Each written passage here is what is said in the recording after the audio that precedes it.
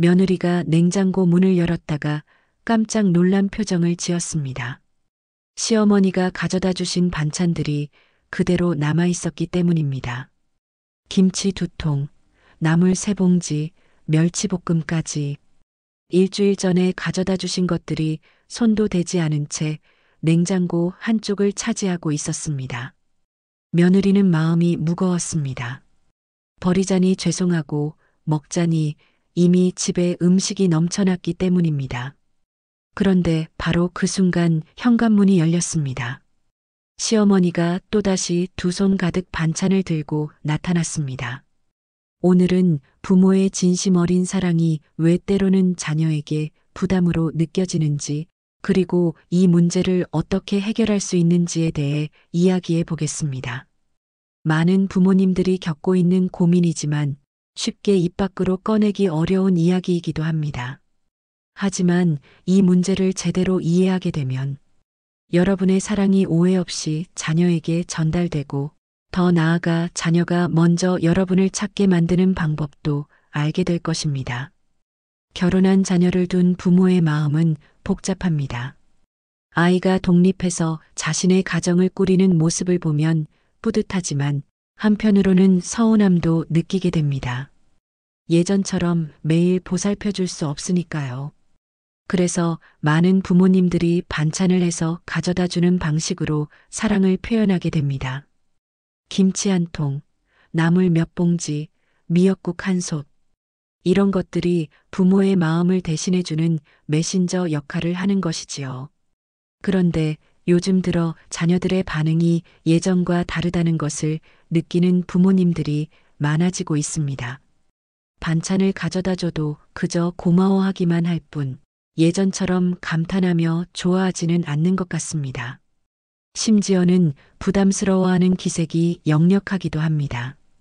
분명 좋은 뜻으로 하는 일인데 왜 이런 일이 생기는 걸까요? 사실 이 문제는 사랑이 부족해서 생기는 것이 아닙니다. 오히려 사랑이 너무 많아서 생기는 문제라고 할 수 있습니다. 부모의 사랑 방식과 자녀가 원하는 사랑 방식 사이에 차이가 생긴 것이지요. 이 차이를 이해하지 못하면 서로에게 상처가 될 수 있습니다. 부모는 서운해하고 자녀는 죄책감을 느끼게 됩니다. 하지만 이런 문제들은 충분히 해결할 수 있습니다. 사랑하는 마음은 그대로 두고 표현 방식만 조금 바꾸면 됩니다. 시대가 변했으니 사랑의 방식도 함께 변해야 한다는 것을 받아들이면 됩니다. 그렇게 되면 여러분의 사랑은 더 깊이 전달되고 자녀와의 관계도 더욱 돈독해질 것입니다.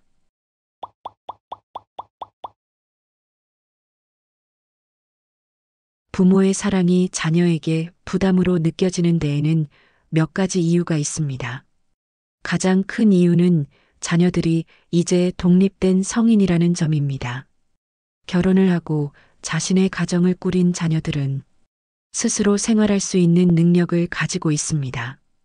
그런데 부모가 계속해서 반찬을 해다 주고 이것저것 챙겨주면 자녀들은 자신들이 아직 부족한 사람으로 여겨진다고 생각할 수 있습니다.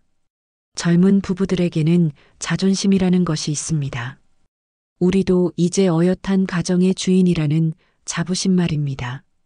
그런데 부모가 너무 많은 것을 해다 주면 마치 자신들이 제대로 살림을 못하는 것처럼 느껴질 수 있습니다.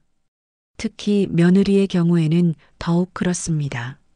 시어머니가 반찬을 잔뜩 해다 주면 자신이 남편을 제대로 챙기지 못하는 며느리로 보일까봐 걱정이 됩니다. 또 다른 이유는 생활 패턴의 차이입니다. 요즘 젊은 부부들은 대부분 맞벌이를 합니다.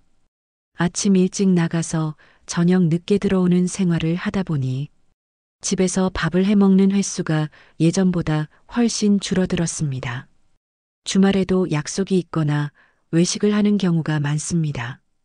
그런데 부모가 일주일치 반찬을 가져다 주면 다 먹지도 못하고 버려야 하는 상황이 생깁니다. 반찬을 버리는 것만큼 마음 아픈 일도 없습니다. 부모의 정성이 담긴 음식을 버린다는 것 자체가 죄책감을 불러일으킵니다. 그래서 자녀들은 부모가 반찬을 가져올 때마다 고맙기보다는 부담스러운 마음이 먼저 들게 되는 것입니다. 이런 상황이 반복되면서 부모와 자녀 사이에 미묘한 거리감이 생기기 시작합니다. 그리고 공간의 문제도 있습니다. 자녀의 집은 이제 자녀의 공간입니다.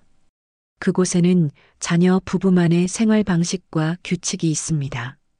냉장고 안에 음식을 정리하는 방식, 부엌에서 요리하는 순서, 식탁을 사용하는 패턴까지 모두 그들만의 것입니다. 그런데 부모가 와서 냉장고를 정리하고 부엌을 치우면 자녀들은 자신들의 공간이 침범당했다고 느낄 수 있습니다. 과거와 현재의 사랑 표현 방식에는 큰 차이가 있습니다. 예전에는 먹을 것을 챙겨주는 것이 사랑의 가장 기본적인 표현이었습니다. 배고픈 시절을 겪어온 기성세대에게는 자식이 굶지 않게 하는 것이 무엇보다 중요했기 때문입니다. 그래서 김치 한 통, 밑반찬 몇 가지를 해다 주는 것이 사랑의 당연한 표현이었습니다. 하지만 지금의 젊은 세대는 다릅니다. 이들에게는 물질적인 풍요보다는 정서적인 교감이 더 중요합니다. 반찬을 해다 주는 것보다는 자신들의 이야기를 들어주고 고민을 함께 나누는 것을 더 원합니다. 또한 독립된 성인으로서 존중받기를 원합니다. 부모가 모든 것을 해주려고 하면 자신들이 아직 미성숙한 존재로 여겨진다고 생각할 수 있습니다.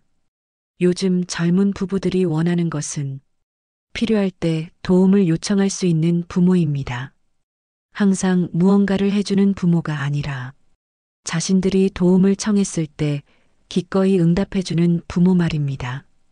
이런 차이를 이해하지 못하면 부모의 선의가 오해로 이어질 수 있습니다. 또한 현재의 젊은 세대는 개인의 프라이버시를 매우 중요하게 생각합니다. 자신들의 생활 공간과 생활 방식에 대한 자율성을 존중받고 싶어 합니다. 부모가 아무런 연락 없이 갑자기 찾아와 이것저것 챙겨주면 고맙기보다는 당황스러울 수 있습니다. 미리 약속을 잡고 방문하는 것을 더 편하게 여기는 것이지요. 첫 번째로는 반찬의 양이 너무 많을 때입니다. 부모 입장에서는 많이 해다 줄수록 좋다고 생각하지만 자녀 입장에서는 다 먹을 수 없는 양이 부담이 됩니다. 특히 요즘처럼 외식이 많고 집에서 밥을 해 먹는 일이 줄어든 시대에는 더욱 그렇습니다.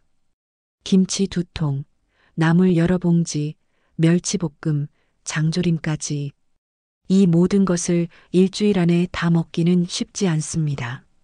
그런데 다음 주에 또 반찬이 들어오면 결국 이전 반찬 중 일부는 버려야 하는 상황이 생깁니다. 이때 자녀들은 죄책감을 느끼고 부모의 정성을 제대로 받지 못한 자신을 탓하게 됩니다. 두 번째는 방문 횟수가 너무 잦을 때입니다. 매주 또는 며칠에 한 번씩 반찬을 들고 찾아오면 자녀들은 그때마다 감사 인사를 해야 한다는 부담을 느낍니다. 처음에는 진심으로 고마워하지만 시간이 지나면서 그 고마움을 표현하는 것 자체가 의무가 됩니다. 특히 며느리의 경우에는 더욱 그렇습니다. 시어머니가 반찬을 가져다 줄 때마다 정중하게 인사하고 감사를 표해야 한다고 생각합니다. 그런데 이런 일이 너무 자주 반복되면 자연스러운 감사보다 형식적인 인사가 됩니다. 그러면서 관계가 점점 어색해지기 시작하는 것입니다. 세 번째는 자녀의 생활 방식을 존중하지 않을 때입니다. 부모가 자녀 집에 와서 냉장고를 정리하고 부엌을 치우고 이것저것 간섭하면 자녀들은 자신들의 생활이 무시당한다고 느낍니다. 좋은 의도로 하는 일이지만 받아들이는 입장에서는 간섭으로 여겨질 수 있습니다. 자녀 부부에게는 그들만의 생활 패턴이 있습니다. 언제 쇼핑을 하고 언제 요리를 하고 어떤 음식을 좋아하는지에 대한 시스템이 있습니다. 그런데 부모가 와서 이 모든 것을 바꿔버리면 자녀들은 혼란을 느낄 수 있습니다. 네 번째는 자녀의 의견을 묻지 않고 일방적으로 행동할 때입니다. 이거 좋을 것 같아서 가져왔어. 하고 반찬을 내려놓기보다는 이런 반찬 필요하니? 하고 먼저 물어보는 것이 좋습니다. 물론 부모 입장에서는 자녀를 위해 하는 일이니 당연히 좋아할 거라고 생각하지만 자녀에게는 선택의 여지가 없어 보일 수 있습니다. 이제 이런 문제들을 어떻게 해결할 수 있는지 알아봅니다. 가장 중요한 것은 사랑하는 마음은 그대로 두고 표현 방식만 조금 바꾸는 것입니다. 먼저 반찬의 양을 줄여보세요. 김치 2통 대신 1통, 나물 여러 봉지 대신 한두 봉지만 가져가는 것입니다. 적은 양이라도 자녀들이 다 먹고 더 주세요 하는 것이 훨씬 좋습니다. 부족할 때 더 달라고 하면 그때 기꺼이 더 해주면 됩니다. 반찬을 가져갈 때는 미리 연락을 해보세요. 김치를 새로 담갔는데 좀 가져다 줘도 될까? 이렇게 물어보면 자녀들도 마음의 준비를 할 수 있습니다. 필요 없다면 솔직하게 말할 수도 있습니다. 처음에는 서운할 수 있지만 이런 소통이 쌓이면 더 편한 관계가 됩니다. 방문 횟수도 조절해 보세요. 매주 가던 것을 격주 1번 또는 한 달 2번으로 줄여보는 것입니다. 그 대신 갈 때마다 더 많은 시간을 함께 보내세요.